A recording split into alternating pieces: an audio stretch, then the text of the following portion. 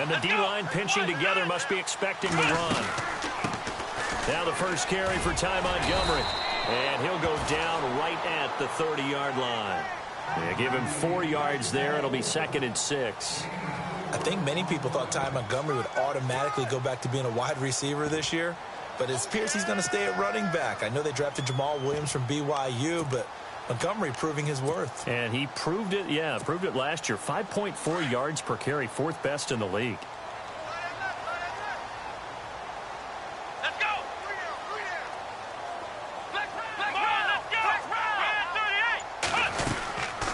They'll keep pounding here with Montgomery. And he is hit pretty hard from the side as he's knocked down right near the 27. That'll be a loss of 4 yards on the play. And that's going to make it 3rd down and 10.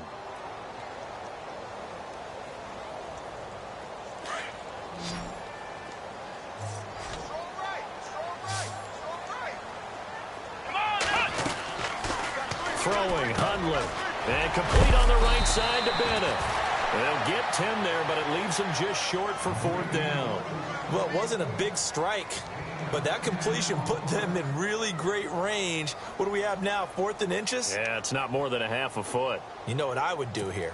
You would always go for it.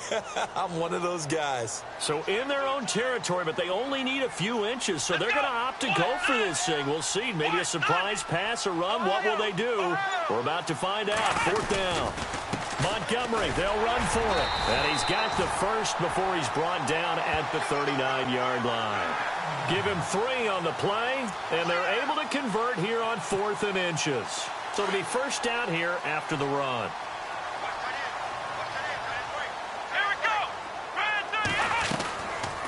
First down, they run again. Here's Montgomery. And a big hit there as he runs into a brick wall right there around the 35-yard line. Well, forget about finding a lane there. He barely had time to look up before he was planted in the backfield. Probably fortunate he was able to hold on to the football. Now Hundley.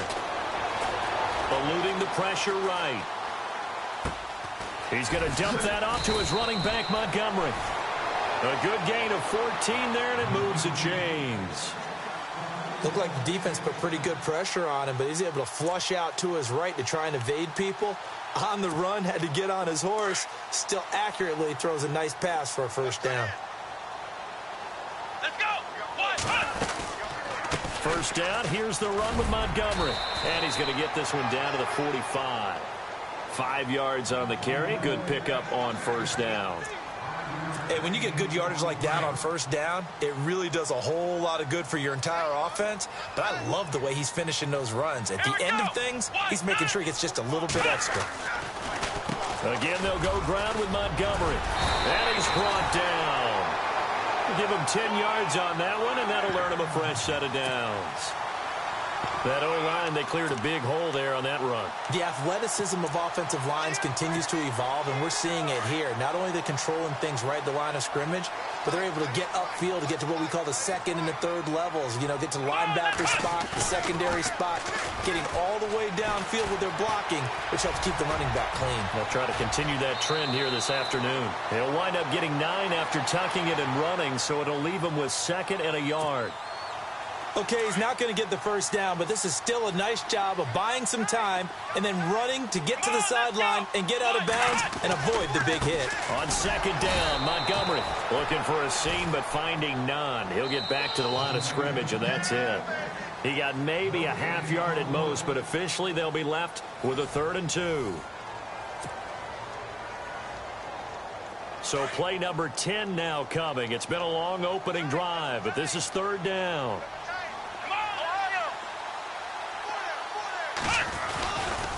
They'll run it. Here's Montgomery.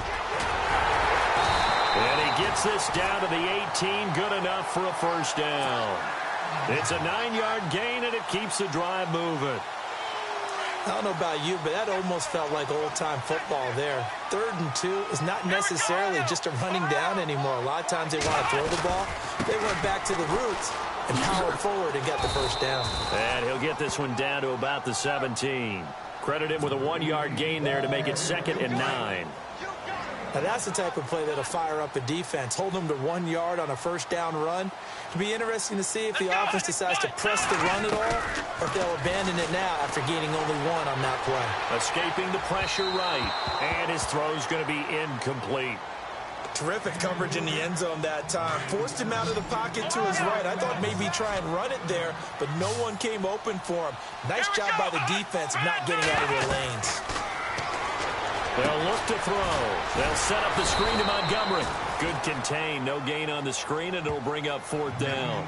I know you've got a baseball background, right? A little bit. Started minor league ball. Yeah, you did some of that, right? What do they do when they do the signals? An indicator, right? Tells you whether it goes or not, yeah. Yeah, whether the play's on or not.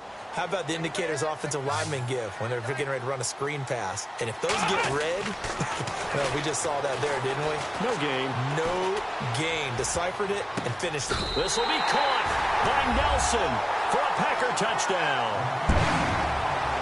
Jordy Nelson, a 16-yard touchdown. And the Packers take it right down the field and score on the opening drive.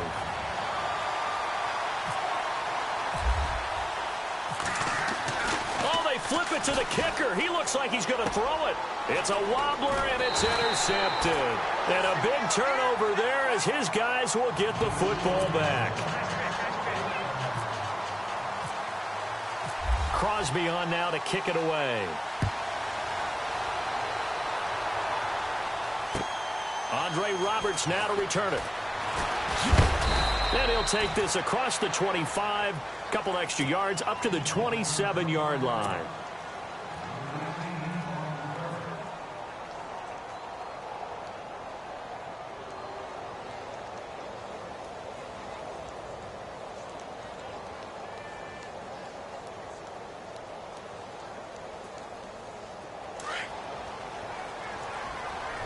And on the outside, they're playing press coverage.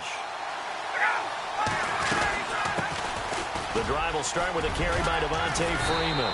And he'll be brought down right around the 37.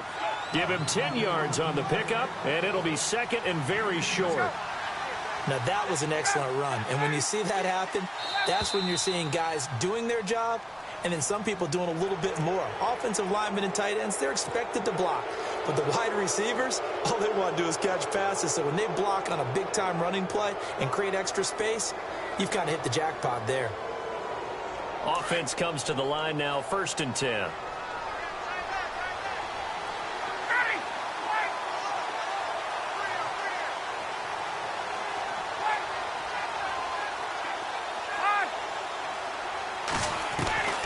From the gun, it's Ryan.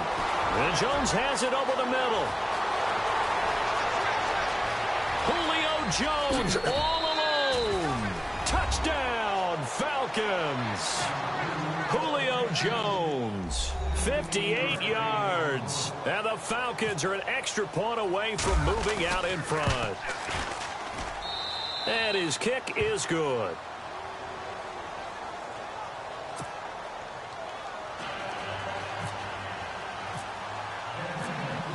Here's Bosher to kick it away.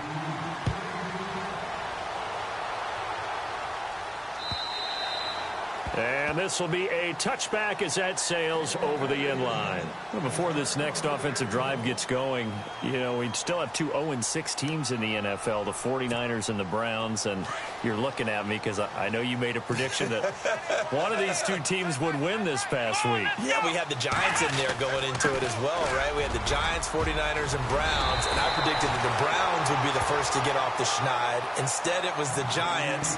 So the Browns looking at me with a little crooked eye, aren't they? Like, hey, just leave us alone and let us play. Don't make any more predictions, man.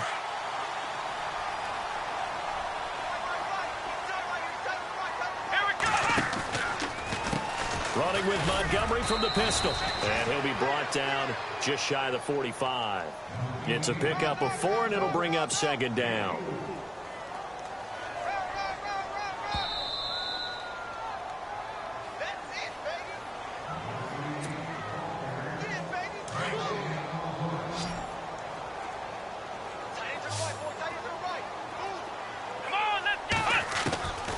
Now they'll throw here out of the gun. Looking deep for Bennett. Oh, nearly picked. And maybe lucky there. This guy doesn't drop many defensively. Third down.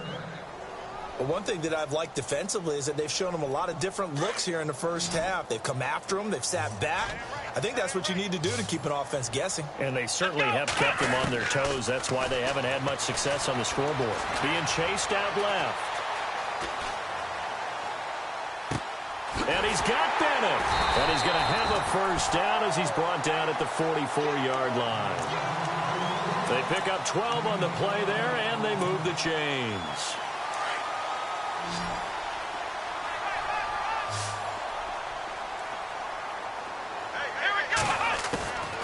On first down, he'll drop to throw.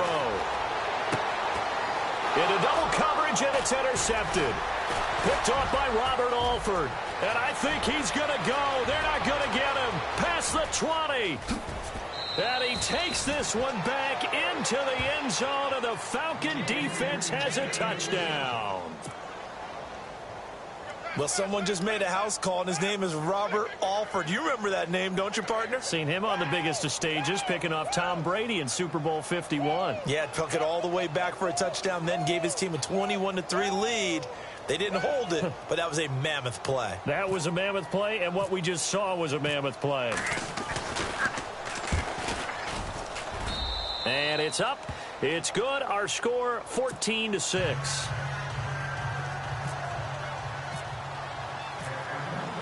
So they throw the pick six. They'll get another shot at it now as this one's in the air. And that'll carry over the back line of the end zone for a touchback. Well, we got a second here before this next drive starts. It seems like every week we're talking injuries, and we had 3 quarterback shoulder injuries from this last week. Yeah, and it's really unfortunate because we're talking about some of the most recognizable players in the league. Jameis Winston really coming on as a young quarterback. Trevor Siemian, captain of the Denver Broncos, and won the job for a second year in a row. And of course, Aaron Rodgers may be the best quarterback in the league. You know, Rodgers probably gone for the season. Winston, I think they could have brought him back, but they were cautious with him and they kept him out of the game. And Siemian did play in the second. Looks for Nelson, and it's intercepted. Picked off near the 44. And they will set up shop in enemy territory at the 42-yard line. That's sort of a second quarter to forget for him. Now 2 picks in this frame. Almost as if the first one that he threw, he couldn't shake, couldn't get it out of his head. He ends up throwing a second one as a result. Compounds the mistake a little bit. Yeah, you got to be able to forget, compartmentalize, whatever you want to call it, and move on. He hasn't been able to do so here in the second. That one good for 16, and the drive will continue. The Falcons averaged 34 points a game last year, tops in the NFL with that powerful offense, and they're already looking for more here as they've got it 1st and 10. And this is Gabriel on the catch. And down inside the 15, shy of the 10. Now the defense going to use the first of their timeouts. So as they take it over, we step aside.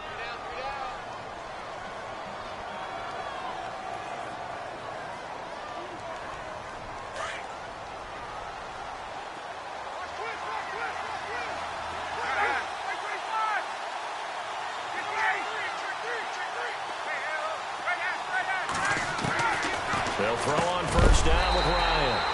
Oh, he had 6 points in his hands there. Couldn't hang on. 2nd down. I know you felt like saying touchdown there, didn't you, partner? That looked like a sure 6 points, but the contact jarred it free. Got his hands on it. Could not hold on through the end of the play. Swings it out to the flat for Freeman. Now a second timeout called for by the defense. So that means they're down to 1 remaining here as we head toward halftime.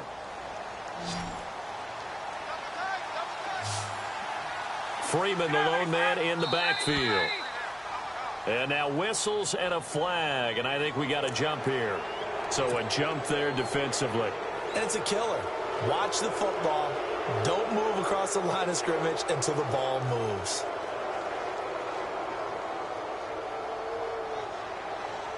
And on 3rd down, a nickel formation here defensively.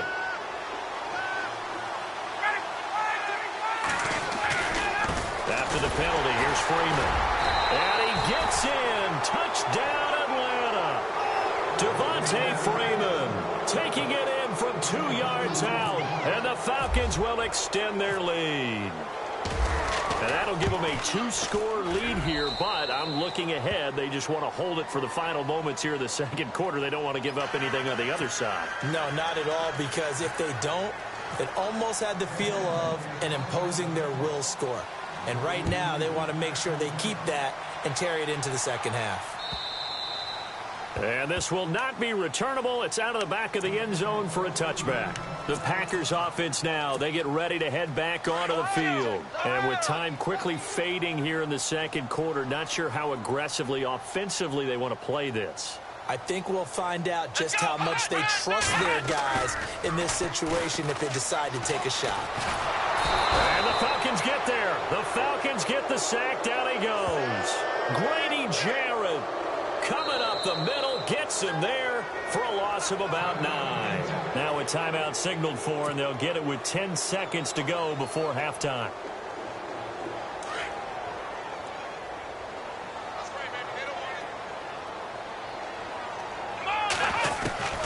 They'll set up a throw. Flush to his right. Now he'll let it go deep right side. And for the third time here in this half, it's intercepted. Ricardo Allen with a pick.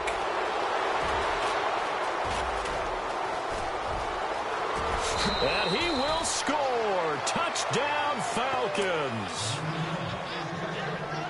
Partner, what we just saw, that's a great example of a team that was really amped up. They've been playing so well, yet they didn't get overexcited and have a bust on defense and gave up a big play. Instead, they created their own big play with a pick six. This one may be over. Yeah, it's just the first half, but that lead has swelled to the point where you're wondering if it is over. And oh, it's blocked.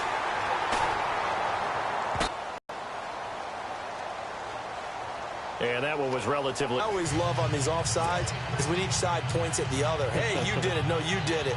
They deciphered that one correctly.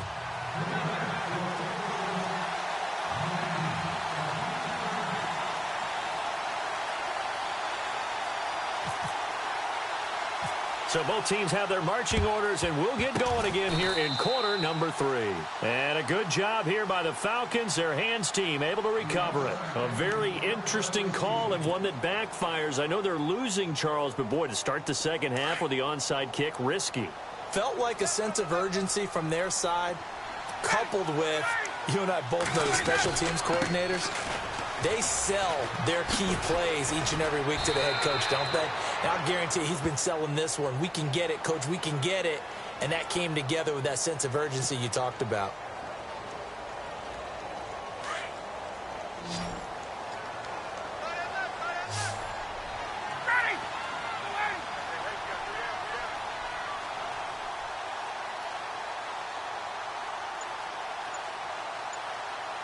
Football, it's loose. But the Falcons were able to recover, so they will keep possession. So they will accept the penalty and move forward. Second and very short here, less than a yard.